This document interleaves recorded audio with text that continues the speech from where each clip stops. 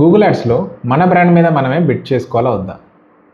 So ఎప్పుడైనా సరే majority of our budget అంటే ఫర్ ఎగ్జాంపుల్ మీరు ఒక ₹1,00,000 మంత్లీ స్పెండ్ చేస్తున్నారంటే యాడ్స్ మీద అట్లీస్ట్ ఒక 90,000 టు అట్లీస్ట్ ఒక 80,000 అయినా సరే కొత్త కస్టమర్స్ని తెచ్చుకోవడానికి మనం స్పెండ్ చేస్తూ ఉండాలి. వేరాజ్ రిమైనింగ్ 20,000 కానీ 10,000 కానీ మీరు ఎగ్జిస్టింగ్ కస్టమర్స్ మీద అంటే మీ బ్రాండ్ మీద బిడ్ చేసుకోవాలి. ఎందుకంటే ఎవరైతే మీ బ్రాండ్ని ఆల్రెడీ గూగుల్లో సెర్చ్ చేస్తున్నారో వాళ్ళకి మీరు ఆల్రెడీ తెలుసు. ఓకేనా, మళ్ళీ మీరు హెవీగా ఇన్వెస్ట్ చేయాల్సిన అవసరం అయితే లేదు.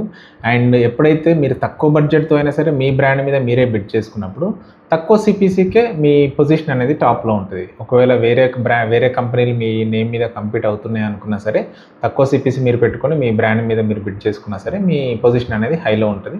కన్వర్షన్ రేట్స్ కూడా చాలా ఎక్కువ ఉంటాయి. సో మీరు దాని గురించి వరీ కావాల్సిన పని లేదు. సో బడ్జెట్ అనేది వాటి మీద ఎక్కువ బర్న్ చేయకుండా కొత్త కస్టమర్స్ని అక్వైర్ చేసే కీవర్డ్స్ మీద మీ ఫోకస్ అనేది మెజారిటీగా పెట్టుకోండి.